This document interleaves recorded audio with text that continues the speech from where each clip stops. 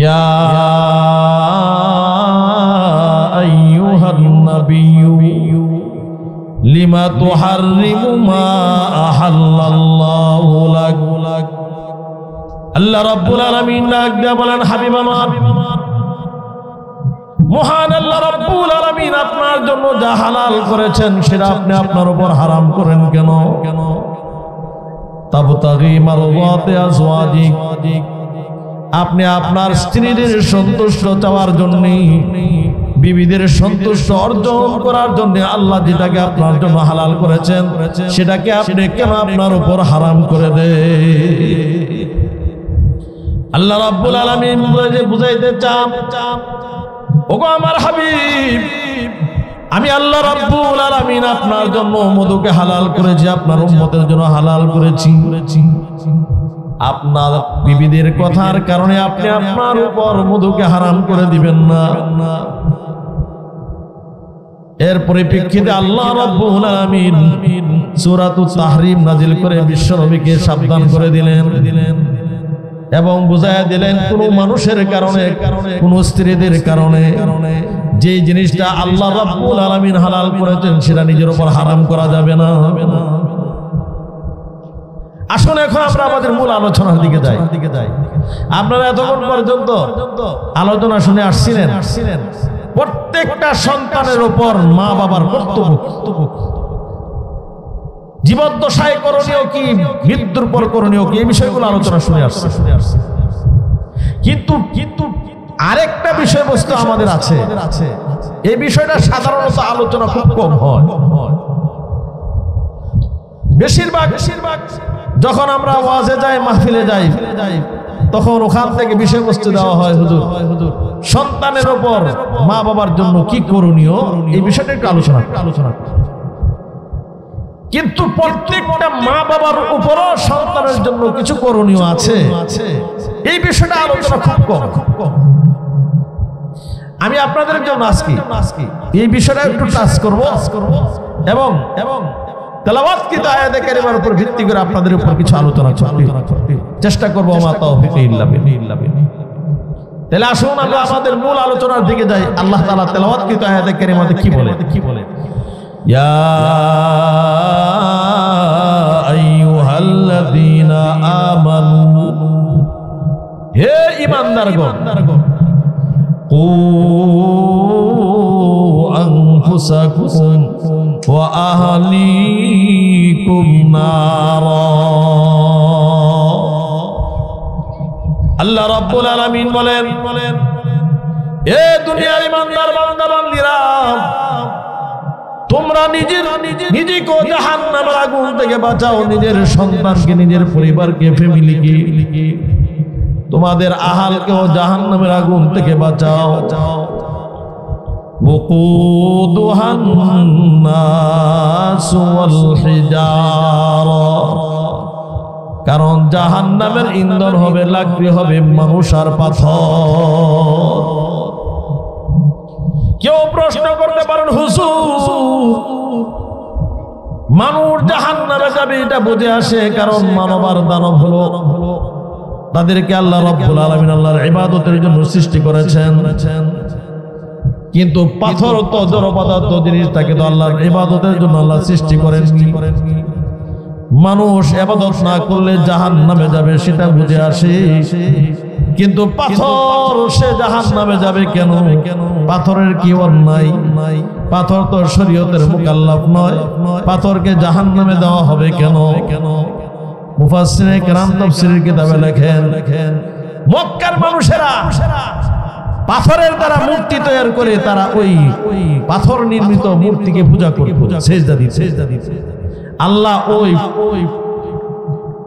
মূর্তি পূজারী যারা, এদেরকেও জাহান্নামে দিবেন। আর পাথরের দ্বারা যে মূর্তি নির্মিত করে মূর্তি বানায় পূজা করত, ওই পাথরের তৈরি মূর্তিগুলোকে জাহান্নামে দিবেন, জাহান্নামের ইন্ধন বানাবেন। আল্লাহ ওই সমস্ত কাফেরদেরকে লাঞ্ছিত করার জন্য তোরা এই সমস্ত মূর্তির পূজা করে তোরা নিজেরও জাহান্নামের লাকড়ি হইলি, এবং তোরা যাদেরকে উপাস্য মনে করতি তাদেরকে মনে করতি যে আমি আল্লাহর কাছে তারা সুপারিশ করবে। আজকে দেখ এই সমস্ত উপাস্যরাও জাহান্নামের লাকড়ি হয়েছে, এরা আমার কাছে সুপারিশ করার কোনো সুযোগ তাদের ও আনফুসাকুম ওয়া আহলিকুম নারা وقودها الناس والحجارة عليها ملائكة غلاظ شداد। আল্লাহ রাব্বুল আলামিন বলেন, হে দুনিয়ার মানুষ, জাহান্নামের ভিতরে এমন কঠোর হৃদয়বান কিছু ফেরেশতা নিয়োজিত করা হয়েছে, যে ফেরেশতাদের মেজাজ হলো অত্যন্ত কঠিন, অত্যন্ত রুক্ষ, এবং অনেক ফেরেশতা আছে এমন যারা হলো অন্ধ, বধির, কথা বলতে পারে না, কানে শোনে না, চোখেও দেখে না, কথাও বলতে পারে না, চোখেও দেখে না, এমন কিছু ফেরেশতা আল্লাহ নির্ধারণ করেছেন। কেন? ওই জাহান্নামীদেরকে শাস্তি প্রদান করার কারণ ফেরেশতারা যদি আঘাত করে আর জাহান্নামীরা চিল্লাইতে থাকে, কান্নার আওয়াজ শুনলে ফেরেশতাদের মায়া লাগতে পারে, অথবা আঘাত করার সময় দেখে শুনে একজনের নাকের মধ্যে, চোখের মধ্যে আঘাত করলে মায়া লাগতে পারে। এর জন্য আল্লাহ ফেরেশতাদেরকে বানিয়েছেন অন্ধ, এবং তাদেরকে বানাইলেন বধির, তারা কানেও শোনে না, চোখেও না। হাদিসে পাকের মধ্যে আছে এমন মাকামে এমন হাতুড়ির দ্বারা আঘাত করবে যে হাতুড়ি কি সারা পৃথিবীর মানব আর দানব মিলে একটা হাতুড়ি কি জমিন থেকে এক কিঞ্চিত পরিমাণ উপরে উঠাতে পারে। আল্লাহু আকবার। কেমন জাহান্নাম আল্লাহ তৈরি করেছে। জাহান্নামের একটা তবকা, একটা স্তরের নাম হলো নার। ওয়ালাহা সাবআতু আবওয়াব, তার ৭টা স্তর রয়েছে। একটা স্তরের নাম হলো হুতামা, সবগুলো বিশ্লেষণ দেওয়ার সময় নাই। আরেকটা স্তরের নাম হলো সাঈর, আরেকটা স্তরের নাম হলো জাহিম, আরেকটা স্তরের নাম হলো লাযা, আরেকটা স্তরের নাম হলো সাকার, আরেকটা স্তরের নাম হলো হাওিয়া। বা উম্মুহু হাওিয়া ওয়া মা আদরাকা মা হিয়া নারুন হামিয়া। এজন্য ভাইরা আমার, বন্ধুরা আমার, আসুন আল্লাহ রাব্বুল আলামিন বলেন এই জাহান্নাম থেকে কিভাবে বাঁচবা। এ জগতের মানুষ, তোমরা নিজেরা জাহান্নামের আগুন থেকে বাঁচো, নিজেরা আলগো জাহান্নামের আগুন থেকে বাঁচাও। তাইলে বোঝা যায় প্রত্যেকটা মা বাবার জন্য সন্তানের উপর কিছু করণীয় কর্তব্য দায়িত্ব আছে। নিজেরা কিভাবে বাঁচবো সেই আলোচনা একটু পরে করব। নিজের আহালকে, সন্তানদেরকে জাহান্নামের আগুন থেকে বাঁচানোর প্রক্রিয়া কি। আমরা দুনিয়াতে যারা এখনো পর্যন্ত বাবা হয়নি অথবা বাবা হতে যাচ্ছি, বাবা হব, সকলের মনের মধ্যে একটা কামনা থাকে, আমি আমার একজন সন্তান হলে আমি আমার ভালো সন্তান কামনা করি। আমার সন্তানরা সুসন্তান হোক, ভালো সন্তান হোক। দুনিয়াতে এমন কোনো পিতা নাই, এমন কোনো মাতা নাই যারা নিজের সন্তানদেরকে খারাপ হওয়ার কামনা করে। দুনিয়ার সকলে ভালো সন্তান কামনা করে, কথা ঠিক না বেড়ে জোরে বলি। সবাই চায় আমার সন্তান ভালো হোক, কিন্তু ভালো হওয়ার জন্য মাতা পিতার কিছু কর্তব্য আছে। প্রত্যেকটা বাবা যদি সে চায় আমার সন্তান ভালো হোক, তাইলে সর্বপ্রথম তাকে তার দায়িত্ব হলো ভালো মায়ের ব্যবস্থা। ভালো মা থেকে ভালো সন্তান হতে পারে। তিতুল গাছ লাগায় তার মধ্যে আপনি যত সার, ফসফেট আরো যত লায়ক দিতে পারেন, আরো যত পানি আর জমজমের পানি তার গোড়ায় ঢালেন না কেন, তারপরেও ওই তেঁতুল গাছ থেকে কখনো আঙ্গুর, বেদানা, নাশপাতি আশা করা যায় না। কথা দেখতে পাই। সন্তান যদি ভালো কামনা করেন, ভালো সন্তানের কামনা করলে ভালো মায়ের ব্যবস্থা। মা যদি ভালো হয়, সন্তান ভালো। ইতিহাস সাক্ষী দিচ্ছে। আল্লামা কুতুবউদ্দিন বখতিয়ার কাকি রাহমাতুল্লাহি আলাইহি কেমন বুজুর্গ ছিলেন, যিনি মৃত্যুর আগে শামসুদ্দিন আলতামাশ রাহমাতুল্লাহি আলাইহিকে বলে গেলেন, আমার মৃত্যুর পরে এমন লোকের মাধ্যমে আমার জানাজার নামাজ সম্পাদন করবা যার মধ্যে 4টা গুণ পাওয়া যাবে। কয়টা গুণ? জোরে বলেন। যেই লোকটা জীবনে কোনোদিন সাবালেগ হওয়ার পর থেকে তাহাজ্জুদ কাজা করে। 2 নাম্বার, যে লোকটার জীবনে কোনোদিন ফজরের নামাজ কাজা হয়নি। 3 নাম্বার, যে লোকটার জীবনে কোনোদিন আসরের সুন্নাত কাজা করেনি। 4 নাম্বার, যে লোকটার জীবনে কোনোদিন সাবালেগ হওয়ার পর এই 2 নয়নে কোনো পরনারীর দিকে কোনো নজরে তাকায়। মৃত্যুর পরে লক্ষ জনতা উপস্থিত, আসো আমার উস্তাদের জানাজার নামাজের ইমামতির দায়িত্ব পালন করো, আসো। কেউ আসে না। তদানীন্তনকালের বাদশাহ শামসুদ্দিন আলতামাশ রাহমাতুল্লাহি আলাইহি, উনি আলেম ছিলেন। মহান আল্লাহ রাব্বুল আলামিনের দরবারে চোখে পানি ছেড়ে দিয়ে কান্না করেন, প্রভু তোমার সঙ্গে আমার একটা গোপন চুক্তি ছিল, হে আল্লাহ তোমার আমার গোপন চুক্তি কারো সামনে পাশ করে দিবা না। তোমার সাথে আমার একটা গোপন চুক্তি ছিল, আমি যে এমন মানুষ যে লোকটার জীবনে কোনোদিন তাহাজ্জুদ কাজা করলাম না, যে লোকটার জীবনে কোনোদিন ফজরের নামাজ কাজা হয়নি, যে লোকটার জীবনে কোনোদিন আসরের সুন্নাত কাজা হয়নি, যে লোকটার জীবনে কোনোদিন পরনারীর দিকে কোনো নজরে তাকাইলাম না, এই যে গোপন একটা চুক্তি ছিল আল্লাহ, আমার এই গোপন ইবাদতগুলো তুমি কারোর সামনে ফাঁস করে দিবা না। ইয়া আল্লাহ আজকে এমন একটা পরিবেশ হয়ে গেল, তুমি বুঝি আজকে আমার উস্তাদের জানাজার নামাজের ইমামতি করাইয়া আমার আর তোমার সঙ্গে গোপন চুক্তি ছিল, গোপন চুক্তিগুলো পাশ করে দিতে চাও। হাউমা করে কাঁদতে লাগলেন। আল্লামা কুতুবউদ্দিন বখতিয়ার কাকি রাহমাতুল্লাহি আলাইহির মা কেমন মুখ ছিলেন, ওনার জীবনে যে আসছে যখন ওনাকে দুধ পান করাইতেন, কোনদিন মা ওযু ছাড়া কোনদিন সন্তানকে দুধ পান করাননি। এই সন্তানকে দুধ পান করানোর সময় মা দুঃখিনী সব সময় আল্লাহর কালাম কোরআনুল কারীম তেলাওয়াত করতে করতে সন্তানকে দুধ পান করাইতেন। আমার ভাইরা, আমার বন্ধুরা, আমার ভাইরা, এই সন্তান মাতৃক কোলে থাকা অবস্থায়, মায়ের কোলে থাকা অবস্থায় সন্তান 15 পারা কোরআনের হাফেজ হয়ে গেলেন। শুধু তাই নয়, আরেকটু সামনে আগান, মহিউদ্দিন বরফির আব্দুল কাদের জিলানী রাহমাতুল্লাহি আলাইহির মা কেমন মা ছিলেন, যেই মা কোনোদিন সাবালেগ হওয়ার পর কোনোদিন বাবার বাউন্ডারির বাহিরে যাননি, 2 নয়নে কোনোদিন গায়রে মাহরাম পুরুষের দিকে তাকান নাই, যেই নারীটা কোনোদিন পরপুরুষের সাথে কোনোদিন কথা বলেননি, এমন একটা মা, যে মার বিবাহের পর যখন পেটে সন্তান আসে, সন্তান নিয়ে আল্লাহর কালাম তেলাওয়াত করতে আসেন, কোরআন শরীফ তেলাওয়াত করেন, কোরআন মুখস্থ করতেছেন, সন্তান পেটে নিয়ে 18 পারা কোরআনের হাফেজা হয়ে গেলেন উম্মুল খায়ের ফাতেমা। আমার ভাইরা, আমার বন্ধুরা, 18 পারা কোরআনের হাফেজা হয়ে গেলেন। সন্তান যখন দুনিয়াতে আসলেন মহিউদ্দিন বরফির আব্দুল কাদের জিলানী, এই আব্দুল কাদের জিলানীর বয়স যখন 7 বছর হয়ে গেল, আবু মুসা সালেহ জঙ্গি রাহমাতুল্লাহি আলাইহি আব্দুল কাদেরের বাবা, তদানীন্তন কালের যিনি বড় আলেম ছিলেন, কারি ছিলেন, আবু হাফস রাহমাতুল্লাহি আলাইহির কাছে নিয়ে গেলেন। হুজুর,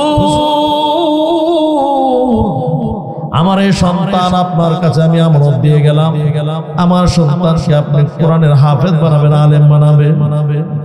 কিছুক্ষণ পর ওস্তাদ এই সন্তানকে আবার আবু মুসা সালেহ জঙ্গির কাছে ফেরত নিয়ে আসলেন।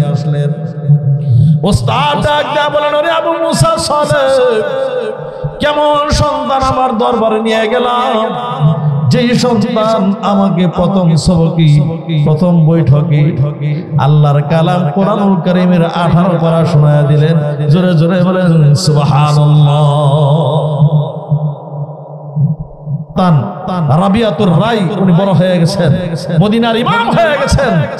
রাবিয়াতুর রায় দেখেন একটা বুড়া মানুষ বাড়িতে ঢুকতেছে অনুমতি ছাড়া, সালাম কালাম ছাড়া, এই জন্য ওনার সাথে তুমুল যুদ্ধ চলতেছে। আপনি আমার বাড়িতে ঢুকতেছেন কেন? ওই লোক বলে না এটা আমার বাড়ি, উনি বলেন না এটা তোমার বাড়ি, কি করে হবে, তুমি মুসাফির, আমার বাড়িতে ঢুকতেছ। দুইজনের ঝগড়া দেখি মা জানালা ফাঁক দিয়ে যখন ফারুকের চেহারা দেখলেন বলতেছেন হে রাবিয়াতুর রায় রাস্তা ক্লিয়ার করে দে, এটা তোর বাবা হযরতে ফারুক। ঘরে আসলেন, তাড়াতাড়ি করে ওযু করেন, হাত মুখ ধৌত করেন, খাবার খান, খানা খেয়ে ঘুমায় গেলেন। সকালবেলা উনি যখন ফজরের নামাজ পড়তে গেলেন, হযরতে ফারুক ফজরের নামাজ আদায় করে যখন মসজিদে নববীতে বসলেন, দেখলেন একজন চমৎকার সুন্দর চেহারা একজন লোক সুন্দর করে মানুষকে হাদিস শরীফের দরজ দিচ্ছেন, আর উনি চোখের পানি ছেড়ে ছেড়ে মনে মনে কাঁদতেছে আর বলতে জাহিরি আমার একটা সন্তান যদি এমন হইতো আমার জন্য কতই না ভালো ছিল, আমার মনের আশা পুরো হইতো। তখন পাশের লোকটাকে জিজ্ঞাসা করে ভাই এই লোকটাকে আপনি চিনেন? ওনার নাম হলো হযরতে রাবিয়াতুর রায়। উনি হলেন বর্তমান মদিনার জমিনের সবচেয়ে বড় আলেম, উনি হলেন মদিনার মসজিদের ইমাম। ওনার পিতার নাম হলো ফারুক, যিনি সফরে গেছেন 27 বছর অতিক্রম হয়ে গেছে, এখনো পর্যন্ত এই বাবা বাড়িতে ফিরে আসে। তাড়াতাড়ি বাড়িতে গেলেন, বাড়িতে গিয়ে স্ত্রীকে বলেন স্ত্রী তোমার কাছে তো দুইটা জিনিস আমানত রেখেছিলাম, একটা পেয়েছি, আমার সন্তান রাবিয়াতুর রায় মদিনার ইমাম হয়েছে, তুমি হক আদায় করেছো, আমার সন্তানকে মানুষ করেছো। 30,000 দিনার রেখে দিয়েছিলাম, ওই দিনারগুলো টাকাগুলো কি করেছো? বিবি বললেন এই দিনারগুলো টাকাগুলো আমি সম্পূর্ণ ইলম শিখার জন্য, দ্বীন শিখার জন্য আমি ব্যয় করে দিয়েছি। চিৎকার করে বলেন আল্লাহু আকবার। তাইলে বোঝা যায় ইলম শিখার পিছনে, দ্বীন শিখার পিছনে অর্থ খরচ করার এই দৃষ্টান্ত আমাদের পূর্বপুরুষ রেখে গেছেন। এই জন্য আমার ভাইরা নিজের সন্তানদের হক আদায় করতে যদি চাই, ভালো সন্তান যদি কামনা করি, তাহলে 1 নাম্বার আমরা ভালো মায়ের ব্যবস্থা। আরে ভালো মা কোন ফ্যাক্টরিতে তৈরি হয়? ভালো মা তৈরি হয় আপনাদের এই সমস্ত বাহিরতর আয়েশা সিদ্দিকা মহিলা মাদ্রাসা, এই ধরনের মহিলা মাদ্রাসাগুলোতে ভালো মায়ের ব্যবস্থা দেওয়া, এদেরকে দ্বীন শেখানো হয়, এদেরকে স্বামীর খিদমত শেখানো হয়, কোরআন শেখানো হয়, পর্দা শেখানো হয়, এদেরকে মা বাবার সাথে সেবা দেওয়ার পদ্ধতি শিক্ষা দেওয়া হয়, এদেরকে মানুষের মতো মানুষ করার জন্য চেষ্টা করা হয়। আমার ভাইরা একজন মহিলা ইচ্ছা করলে কোরআনের বড় পারদর্শী হতে পারেন, ইতিহাস সাক্ষী দেয়, সবগুলো কথা বলা একসাথে সম্ভব হবে না। হযরত আব্দুল্লাহ ইবনে মুবারক রাহমাতুল্লাহ আলাইহির জামানায় এমন এক মহিলা ছিলেন যিনি 1 দিন আর 2 দিন নয় 40 বছর কোরআন দিয়ে কথা বলেছেন। জোরে বলেন আল্লাহু আকবার। হজ্জে বাইতুল্লাহ আদায় করে যখন হযরত আব্দুল্লাহ ইবনে মুবারক যখন বাড়ির দিকে রওনা করবেন, দেখেন রাস্তার পাশে বাইতুল্লাহর সামনে চাদর মোড়া দিয়ে একজন বৃদ্ধা মহিলা বসে আছে। উনি সালাম করেন আসসালামু আলাইকুম ওয়া রাহমাতুল্লাহ। বৃদ্ধা মহিলা সালামের উত্তর দেওয়ার জন্য কোরআন ব্যবহার করেছে, সালামুন কাওলাম মির রাব্বির রহিম।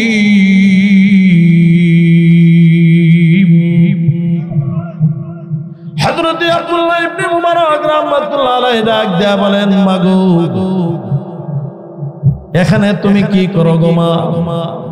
বৃদ্ধা মহিলা বোঝানোর জন্য বললেন ওয়া মান ইউদ্লিলিল্লাহু ফালা হাদিয়া লা। আল্লাহ যদি কাউকে পথভ্রষ্ট করে দেন, কেউ তাকে রাস্তা দেখাইতে পারে না। বৃদ্ধা মহিলা বুঝাইতে চান আব্দুল্লাহ রাস্তা হারিয়ে ফেলার কারণে আমি এখানে বসে আছি, কাফেলার থেকে বিচ্ছিন্ন হয়ে গেছি। এবার আব্দুল্লাহ ইবনে মুবারক রাহমাতুল্লাহ আলাইহি ডাক দেয়া বলেন মাগো কতদিন যাবত তুমি এখানে বসে আছো? বৃদ্ধা মহিলা আল্লাহর কালাম কোরআন দিয়ে জবাব দিয়ে দিলেন সালায়ালিন সাবিয়া, আমি পূর্ণ 3 দিন যাবত এখানে বসে আছি। এবার আব্দুল্লাহ ইবনে মুবারক ডাক দেয়া বলেন মা 3 দিনের ভিতরে তোমার খাবার দাবারের কি ব্যবস্থা হইল? বৃদ্ধা মহিলা কোরআন দিয়ে জবাব দিলেন, হুয়া ইউতঈমুনি ওয়া ইয়াসকিনি, আল্লাহ আমাকে খাওয়ান, আল্লাহ আমাকে পান করান, খাবার দাবারের কোনো প্রবলেম হইল না। এবার ডাক দেয়া বলেন, মাগো এখানে তো পানি নাই, তুমি ওযু ইস্তেঞ্জা কিভাবে করেছো, নামাজ কিভাবে আদায় করেছো? বৃদ্ধা মহিলা আল্লাহর কালাম কোরআন দিয়ে ফতোয়া দিলেন, ফা ইল্লাম তাজিদু মাআন ফাতায়াম্মামু সাঈদান তাইয়্যিবা। আল্লাহ রাব্বুল আলামিন বলেন, ও জগতের মানুষ, তোমরা যদি পানি না পাও, পানির বিকল্প মাটির দ্বারা তায়াম্মুম করে নামাজ আদায় করে নাও। বুঝায় দিলেন আব্দুল্লাহ, পানি না পাইলেও কোনো সমস্যা হয়নি, যেহেতু মাটির ব্যবস্থা আছে, আমি মাটি দিয়ে তায়াম্মুম করে আমি নামাজ আদায় করেছি। এইভাবে আব্দুল্লাহ ইবনে মুবারক তার সাথে কথোপকথন করতেছিলেন, দীর্ঘ সময় কথোপকথন করলেন। এক পর্যায়ে ডাক দেয়া বলেন, আব্দুল্লাহ, বৃদ্ধা মহিলাকে ডাক দেয়া বলেন, মাগো আপনার কি সন্তানাদি আছে নাকি?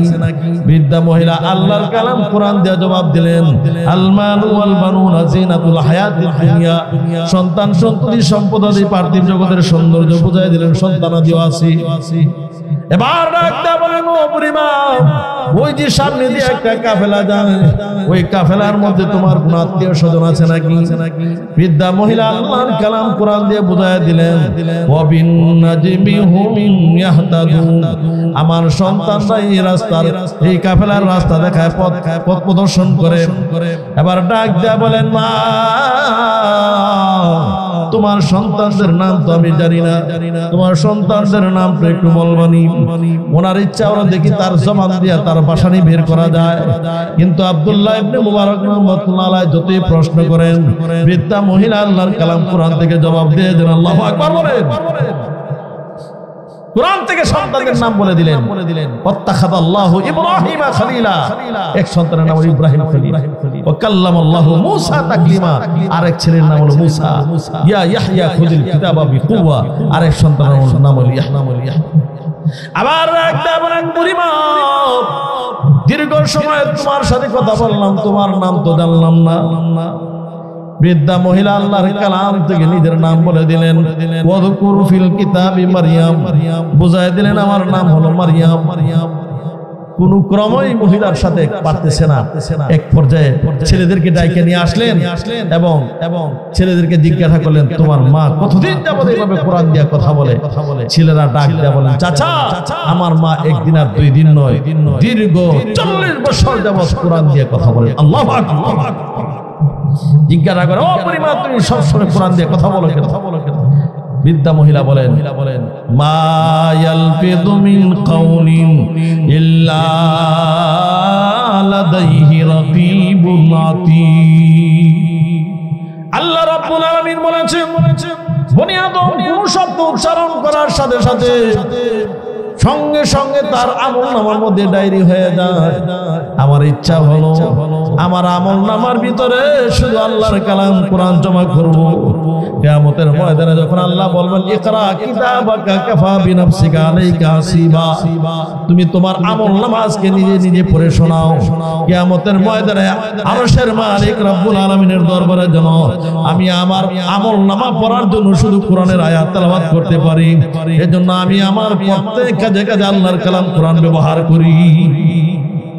এমন সন্তান এই সমস্ত মাদ্রাসা থেকে তৈরি হয়। এই জন্য এই মাদ্রাসার দরকার আছে না নাই? কি বলে? সবাই বলেন দরকার আছে না নাই? আমার ভাইরা, আমরা একটু আগে আলোচনা শুনছি, মা বাবার আলোচনা শুনেছি। অনেকের মা বাবা দুনিয়াতে নাই, অনেকের মা বাবার হয়তো মা আছে বাবা নাই, বাবা আছে মা নাই, অনেকের উভয়জন দুনিয়া থেকে বিদায় হয়ে গেছেন, অনেকের মা বাবা দুনিয়াতে বেঁচে থাকলেও দুর্বল হয়ে পড়েছেন।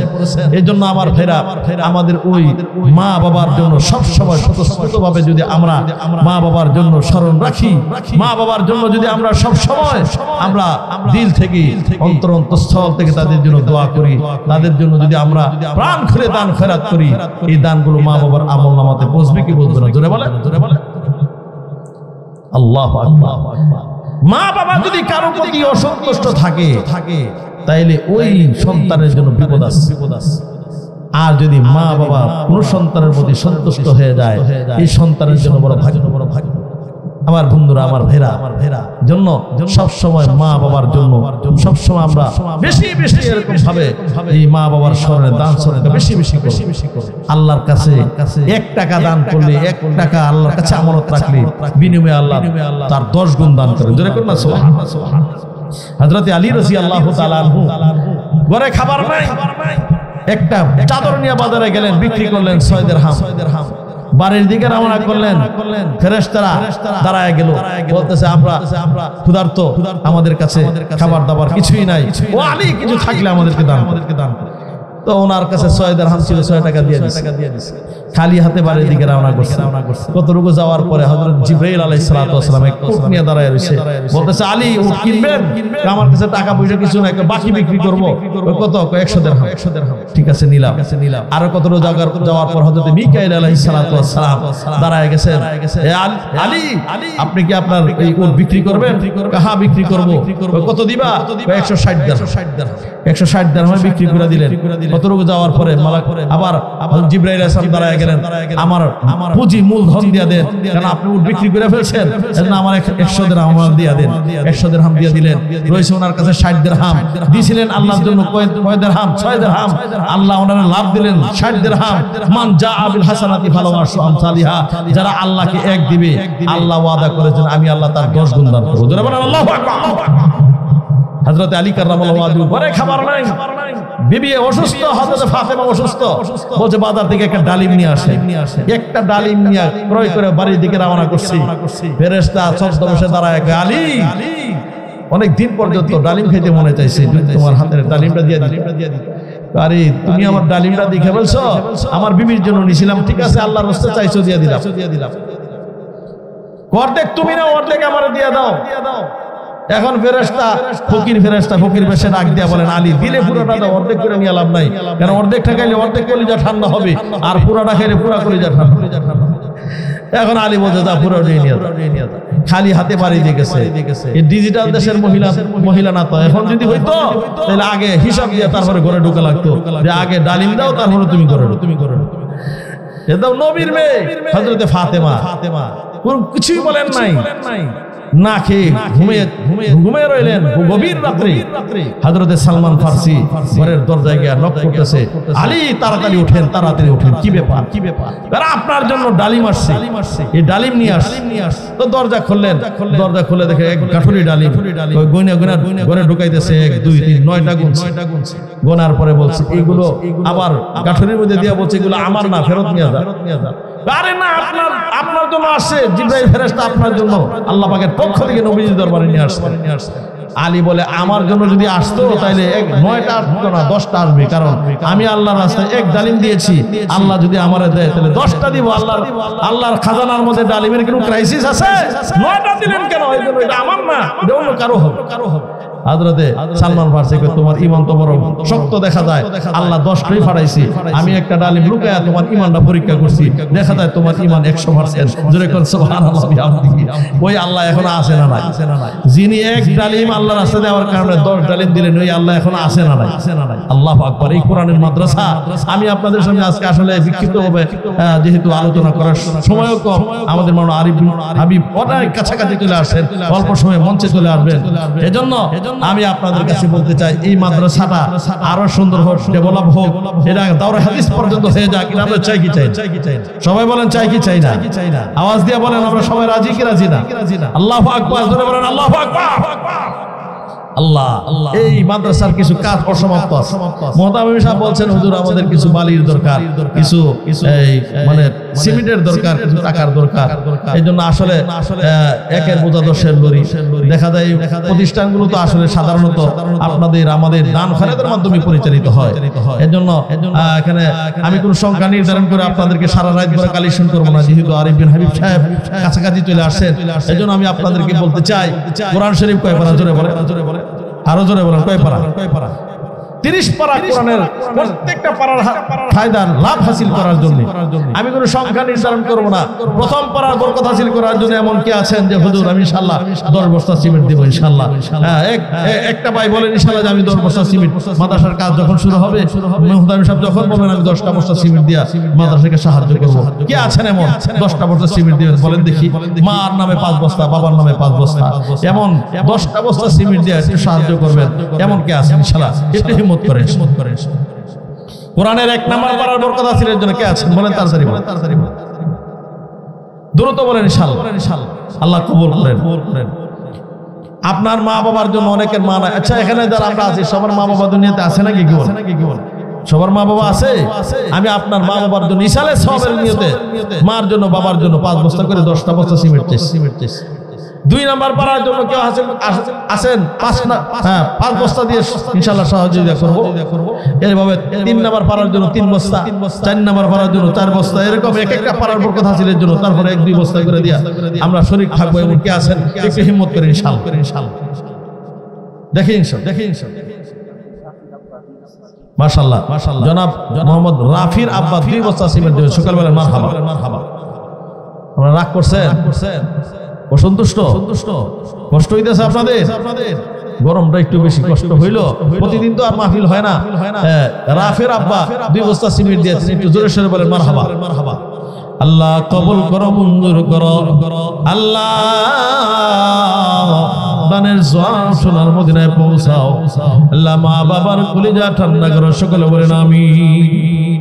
2 নাম্বার পারার বরকত হাসিলের জন্য বলেন ইনশাআল্লাহ। অনেক মা বোনেরা আছেন ভিতরে, মহিলারা দায়িত্ববান মা বোনেরা আছেন, শিক্ষিকারা আছেন, আলেমা খালামারা আছেন, ওনারা লিখবেন। মা বোনেরা খুব দ্রুত এরকম ভাবে আপনারা 1 বস্তা 2 বস্তা 5 বস্তা যাই যেমন পারেন খুব তাড়াতাড়ি লেখেন ইনশাআল্লাহ। 2 নাম্বার পারার